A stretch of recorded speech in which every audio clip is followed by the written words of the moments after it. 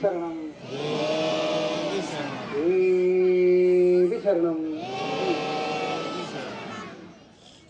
എല്ലാവർക്കും ദേവീനാമത്തിൽ സ്വാഗതം. നാളത്തെ ദിവസത്തിന്റെ പ്രത്യേകത അറിയാലോ അല്ലേ?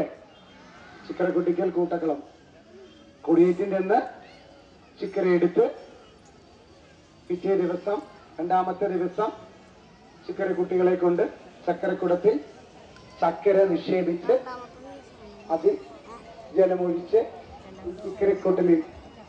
ഈ ചിക്കരക്കൊട്ടയിൽ വെച്ച് ചുറ്റിനും ക്രിയകളൊക്കെ ചെയ്ത് 7 ദിവസം നമ്മൾ ഇവിടെ വന്ന് ക്രിയകളൊക്കെ ചെയ്ത് അതിന് ഒരു ദൈവിക ചൈതന്യമുള്ള കുടമായിട്ട് മാറിയിരിക്കുകയാണ് ഇപ്പോൾ അകത്തിരിക്കുന്ന ചക്കര വെച്ചിട്ട് അതിനകത്ത് വെള്ളമൊഴിച്ച് വെച്ച് അകത്ത് പഞ്ചാലങ്കാര ക്രിയകളൊക്കെ ചെയ്ത് പിന്നീടുള്ള 7 ദിവസങ്ങളിൽ ഈ കൊട്ടിലിന് ചുറ്റും ചിക്കരക്കൊട്ടിലിന് ചുറ്റും നമ്മൾ ഇതുപോലെ ക്രിയകളൊക്കെ ചെയ്ത് ആ കുടത്തിനൊരു ദൈവിക ചൈതന്യമുള്ള ആ ഒരു വെള്ളമായി മാറിയിരിക്കുകയാണ്. അപ്പൊ നാളെയാണ് നമ്മൾ ചക്കരക്കുടത്തിൽ ചിക്കരക്കുട്ടികൾ കൈയിടുന്ന ദിവസം. ചക്കര എടുത്തു തരാനായിട്ട് ആവശ്യപ്പെടും.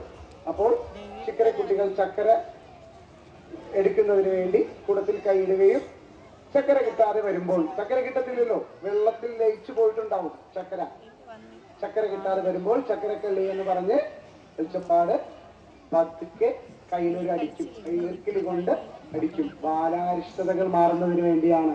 കുട്ടികൾക്ക് ജനിച്ച് ഇത്ര വർഷം വരെ ബാലാരിഷ്ട എന്ന് പറയുന്ന ഒരു ദോഷമുണ്ട്. ആ ദോഷങ്ങളൊക്കെ മാറുന്നതിന് വേണ്ടിയിട്ടാണ് ഈ ചടങ്ങ് ചെയ്യുന്നത്. മനസ്സിലായില്ലേ?